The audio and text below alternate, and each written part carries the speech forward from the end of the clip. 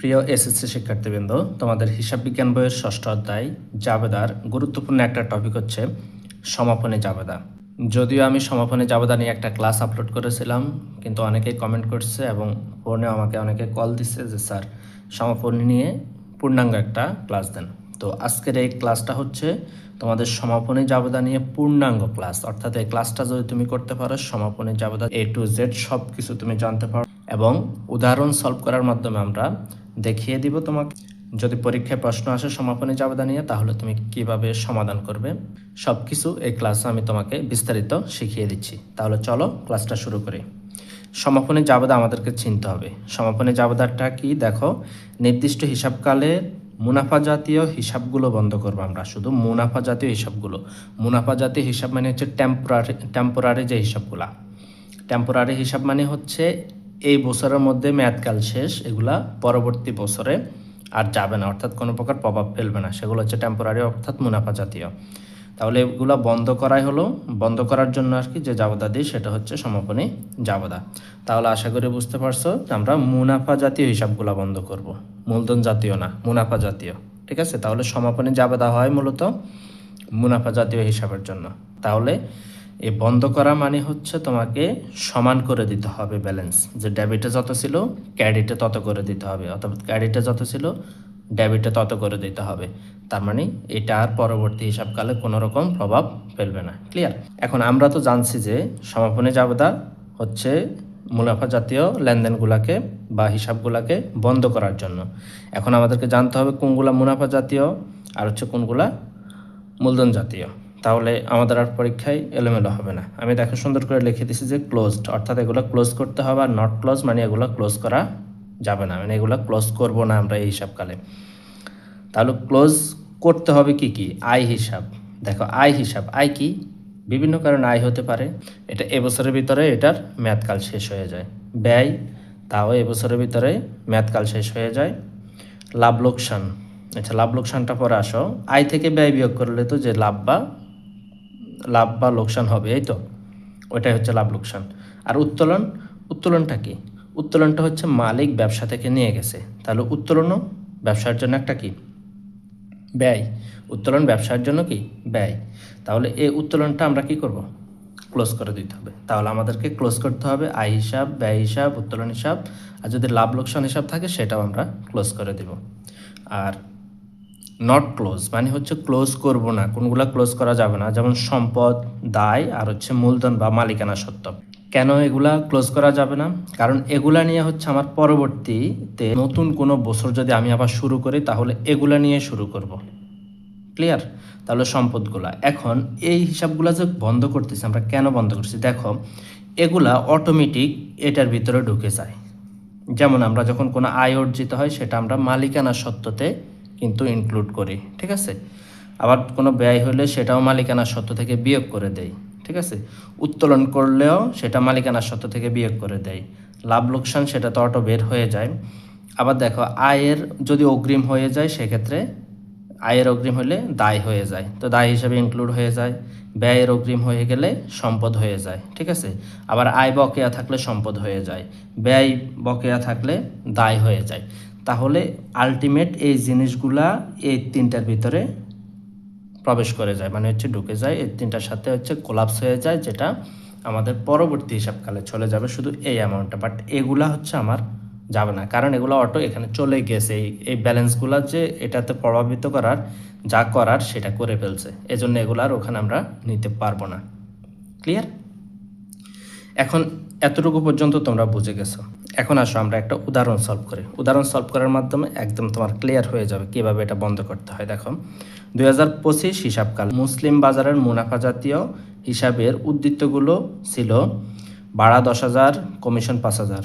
খেয়াল করো কিন্তু, ক্রয় 40,000, বিক্রয় 70,000, উত্তোলন 12,000। অর্থাৎ আমি যেগুলো ক্লোজ করবো শুধু সেগুলাই নিয়েছি। তোমাদের প্রশ্নে এরকম থাকবে না, তোমাদের প্রশ্নে অনেকগুলো থাকবে, অনেকগুলো লেনদেন থাকবে, সেখান থেকে খুঁজে খুঁজে তোমাকে আয় কোনগুলা সেটা বের করতে হবে, ব্যয় কোনগুলা সেটা বের করতে হবে, উত্তোলন কোনগুলা সেগুলো বের করতে হবে, ঠিক আছে। তার মানে আলটিমেট তোমাকে জানতে হবে আয়, ব্যয়, সম্পদ, দায়, মালিকানা সত্ত্ব, এগুলো তোমাকে চিনতে হবে, তাহলে তুমি এটা পারবা, যেটা আমরা আলোচনা করে দিয়েছি তোমাদের লেনদেন অধ্যায়ে। তাহলে এই ছিল হচ্ছে আমার উদ্দীপক। তো উদ্দীপকের আলোকে হচ্ছে আমি এখন সলভ করব। তারিখটা লিখে আমরা তারিখ কত হবে 2025 লিখলাম, কেমন 25 সাল। তো হিসাবকালটা 1 মাসেরও হতে পারে, 1 বছরেরও হতে পারে। তো সাধারণত নর্মালি আমরা 1 বছরের হিসাব করি, হিসাব বিজ্ঞানে এটা মাথায় রাখবা, 12 মাসের হিসাব করি। ক্লিয়ার? তো 1 বছর যদি আমরা ধরি তাহলে 25 সালের বন্ধ করব, মানে আলটিমেট এখানে কিছুই বলে নাই, ডেট কিছুই দেয় নাই। সো আমরা ধরে নিলাম সেটা হচ্ছে ডিসেম্বরের শেষ তারিখে বন্ধ করবো, একদম শেষে, কেমন? তাহলে ডিসেম্বর 31 লিখলাম। এখন শুরুতে যদি আমরা কি আছে, ভাড়া আছে, তাহলে ভাড়া হচ্ছে খরচ, তাহলে আমরা খরচগুলো খুঁজে বের করি। খরচ আছে ভাড়া 10,000, মানে ব্যয়, আর হচ্ছে ক্রয়, এই দুইটাই হচ্ছে ব্যয় হিসাব, কেমন? তাই ব্যয় হিসাবগুলো হচ্ছে আমরা ক্লোজ করে দেব। এখন যখন আমি এই ব্যয় হিসাবগুলো খেয়াল করে, এই ব্যয় হিসাবগুলো যখন আমি এন্ট্রি করছিলাম, জাবেদা করছিলাম একটা সময়, তখন কি হয়েছিল, তখন হয়েছিল না, ভাড়া দিছি, ভাড়া হিসাব ডেবিট, নগদান হিসাব ক্রেডিট, নগদ টাকা চলে গেছে না? হ্যাঁ। তারপরে ক্রয় হিসাব ডেবিট, নগদান হিসাব ক্রেডিট, অথবা পাওনাদার হিসাব ক্রেডিট হয়েছে না? তার মানে আমি খরচগুলারে বা ব্যয়গুলারে তখন ডেবিট করছিলাম, তাহলে এগুলো ডেবিটে না? এখন এগুলারে কি করে দিতে হবে, ক্রেডিট করে দিতে হবে। আর এই জিনিসগুলা আয় ব্যয় কোন বিবরণীর উপাদান? আয় ব্যয় হচ্ছে আয় বিবরণীর উপাদান, মানে লাভ ক্ষতি হিসাবের উপাদান। তো লাভ ক্ষতি কোথায় থেকে হয়? আয় বিবরণী থেকে হয়। আমরা লিখি আয় বিবরণী হিসাব, আয় বিবরণী হিসাব ডেবিট, কেমন? ডেবিট।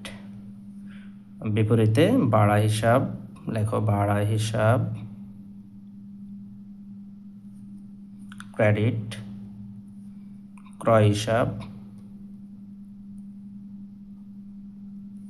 ক্রেডিট।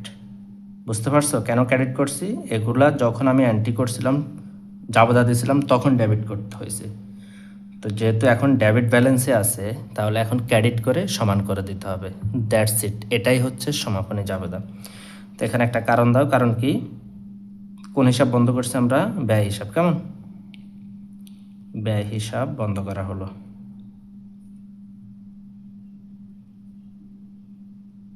সংক্ষেপে দিয়ে দিলাম, চাইলে তুমি বিস্তারিত লিখতে পারো। এখন একটু খেয়াল করো, ভাড়া কত ছিল আমার? ক্রেডিটে ভাড়া ছিল হচ্ছে 10,000, ক্রেডিটে বসবে, কেমন? ক্রেডিট হয়েছিল, এখন ক্রেডিট করতে হয়েছে আমাকে। ক্রয় ছিল 40,000, তাহলে মোট কত? এই আয় বিবরণী কত টাকা ডেবিট হয়েছে? 50,000 টাকা। এটা বুঝতে কারো অসুবিধা আছে? এটা বুঝছো মানে বাকিগুলো তুমি এখন একদম আমার আগে বুঝে যাবে, আমি বলার আগে তুমি বুঝবা। দেখো, তারপরে এটাও ধরো ডিসেম্বর 31, কেমন? শেষ তারিখে আমরা করতেছি। এখন এখানে আমরা আমাদের ব্যয় হিসাব কিন্তু হয়ে গেছে। তারপর আছে কমিশন, কমিশন একটা আয়, তাহলে আয় আর কি আছে আমরা খুঁজে বের করি। বিক্রয় আছে, কমিশন আছে, বিক্রয় আছে, আর একটা তো উত্তোলন। তাহলে এই দুইটাই হচ্ছে আয়। তাহলে এখন সেম ওই খরচটা আমরা যেভাবে করছি, ব্যয়টা যেভাবে করছি, এখন আয়টা এভাবে। একটু চিন্তা করো, যখন এই কমিশন আমার জন্য আয়, কমিশন যখন আমার কাছে আসছিল, তখন আমি জাবেদা করছি কি, খেয়াল করো তো, নগদান হিসাব ডেবিট, কমিশন হিসাব ক্রেডিট না? তার মানে কমিশন, মানে এই কমিশনটা তখন ক্রেডিট হয়েছিল। বিক্রয় যখন করছিলাম আমার কাছে টাকা আসছিল, নগদান হিসাব ডেবিট, অথবা বাকিতে করলো দেনাদার হিসাব ডেবিট হয়েছে নাকি? বিপরীতে বিক্রয় হিসাব ক্রেডিট হয়েছিল, তার মানে বিক্রয়ও ক্রেডিট হয়েছে। অর্থাৎ আমরা দেখতেছি যে আয়গুলা নর্মালি ক্রেডিট হয়েছিল। তাহলে এখন বন্ধ করার জন্য আয়গুলারে কি করে দিতে হবে? ডেবিট করে দিতে হবে। বুঝে গেছো না? দেখো, কমিশন হিসাব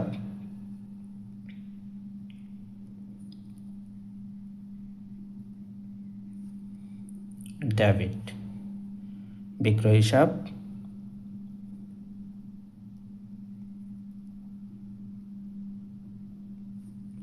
ডেবিট। আর বিপরীতে এই দুটা, এগুলা কিন্তু আয়। তো আয় কোথায় যায়? আয় সাধারণত আয় বিবরণীতে যায়। এজন্য আমরা আয় বিবরণীকে কি করব? ক্রেডিট করব। কারণ এই অ্যান্টিগুলা দিয়ে আমরা আয় বিবরণী প্রস্তুত করি, কেমন? তাহলে আয় বিবরণী হিসাব ক্রেডিট। এখানে কারণ দাও, আয় হিসাব বন্ধ করা হলো।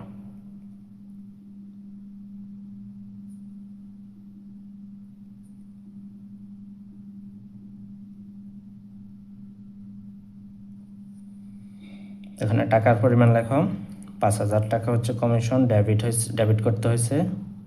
আর বিক্রয় ছিল হচ্ছে 70,000 টাকা ডেবিট করতে হয়েছিল। কেমন? তাহলে টোটাল কত টাকা আমাদের আয় বিবরণী থেকে ক্রেডিট হয়েছে? 75,000। ক্লিয়ার? বুঝে গেছো না? একদম ইজি। তারপর আসো ডিসেম্বর, আবারও ধরি 31, কারণ শেষ তারিখে আমরা কি করি? বন্ধ করি। তারপর আসি আমরা উত্তোলন হিসাবটা ক্লোজ করি। উত্তোলন হিসাব এখন ক্লোজ করে দিব। দেখো উত্তোলন জিনিসটা কি? উত্তোলন করলে ব্যবসা থেকে টাকা চলে যায়, ব্যবসা থেকে টাকা চলে যায়।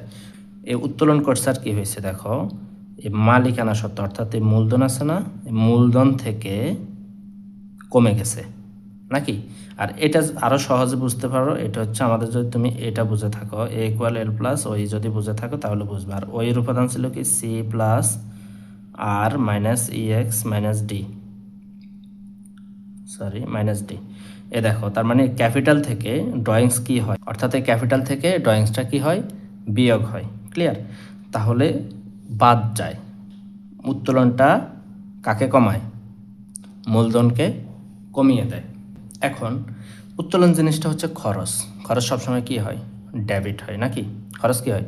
ডেবিট হয় না? তাহলে উত্তোলন মানে হচ্ছে প্রতিষ্ঠানের জন্য কি হয়েছে? ডেবিট হয়েছে, খরচ হয়েছিল। এখন আমরা যখন বন্ধ করব তাহলে উত্তোলনটাকে কী করতে হবে? ক্রেডিট করতে হবে।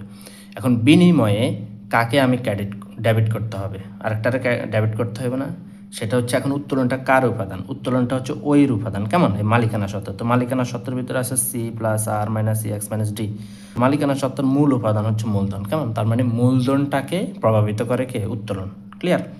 তাহলে এই মূলধনটাকে আমি কি করে দিব? ডেবিট করে দিব। দেখো মূলধন মূলত বাড়লে কি হয়? ক্রেডিট হয় নাকি? মূলধন বাড়লে কিন্তু ক্রেডিট হয়, এটা খেয়াল রাখবা। এখন যখন উত্তোলনের মাধ্যমে মূলধন কমে গেছে তাহলে মূলধন হিসাব কি হয়ে যাবে বলো তো? মূলধন হিসাব ডেবিট করছি, অর্থাৎ মূলধনকে আমরা ডেবিট করে দিছি, কমিয়ে দিছি। বিনিময়ে হচ্ছে আমার এখানে উত্তোলন। কেমন? উত্তোলন তখন ডেবিট হয়েছিল না? ডেবিট হওয়াতে আমাদের ডেবিট ব্যালেন্স বাড়ছিল। এখন আমি উত্তোলনটাকে সমান করার জন্য, উত্তোলন হিসাবকে সমান করার জন্য, ব্যালেন্স সমান করার জন্য এখন কি করে দিব? ক্রেডিট করে দিব। বুঝতে পারছো? তাহলে লেখো উত্তোলন হিসাব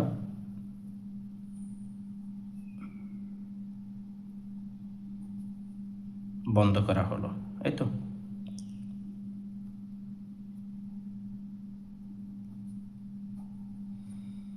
কত টাকা? 12,000 টাকা। উভয় দিকে 12,000 টাকা।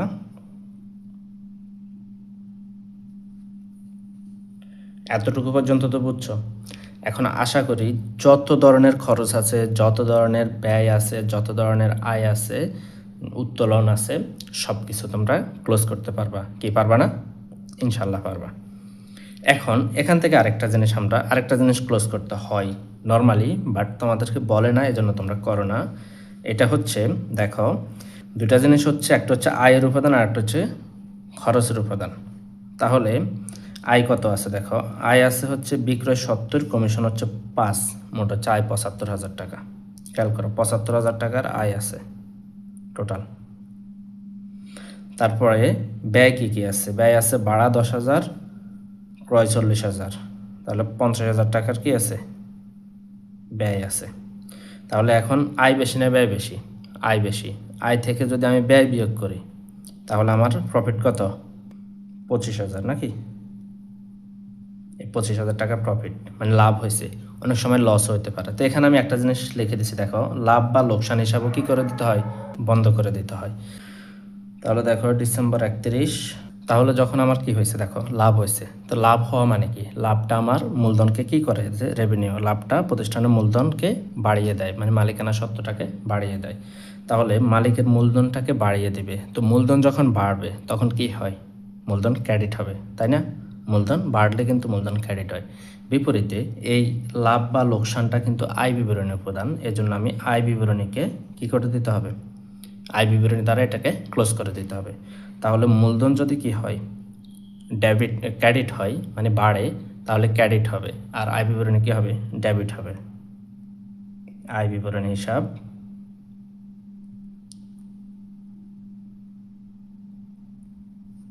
ডেবিট, কেমন?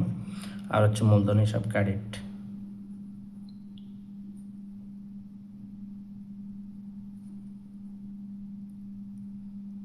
মূলধন হিসাব ক্রেডিট।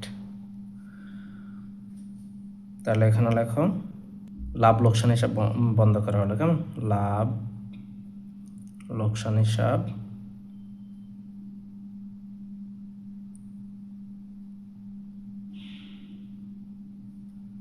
বন্ধ করা হলো।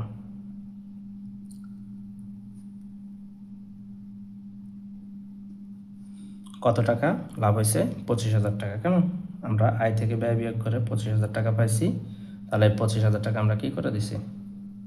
বন্ধ করে দিছি। এখন যদি এখানে লস হইতো তাহলে কি করতাম?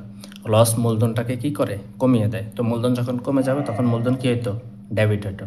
আর এটা যেহেতু লাভ লোকসানটা আয় বিবরণী উপাদান, এই জন্য আয় বিবরণীকে ক্রেডিট করে দিতা। আশা করি তোমরা সমাপনী জাবেদা একদম বুঝে গেছো, আর কোনো প্রশ্ন থাকার কথা না। তারপর কোথাও যদি আমার বোঝানো জিনিসটা তুমি ধরতে অসুবিধা হয়, জাস্ট কমেন্ট করে দিবা, আমি আবারও তোমাকে রিপ্লাই দিয়ে দিব। সমাপনী জাবেদার উপরে এই ক্লাসটা যদি তোমার উপকারে এসে থাকে অবশ্যই তোমার ফ্রেন্ডের সাথে শেয়ার করে দিবা। আর তুমি বাংলাদেশের কোন জেলা এবং কোন স্কুল থেকে আমার ক্লাসগুলো দেখছো সেটা কমেন্টে জানিয়ে দিবে। তোমার জন্য একটা ঘোষণা হচ্ছে, আমাদের একটা ফেসবুক গ্রুপ আছে কমার্স হান্টার্স পরিবার, সেটাতে তোমরা যুক্ত হয়ে যাও। সেখানে তোমরা তোমাদের সহপাঠীদের সাথে পারস্পরিক সমস্যাগুলো সমাধান করতে পারবা। Keep connected. আল্লাহ হাফেজ।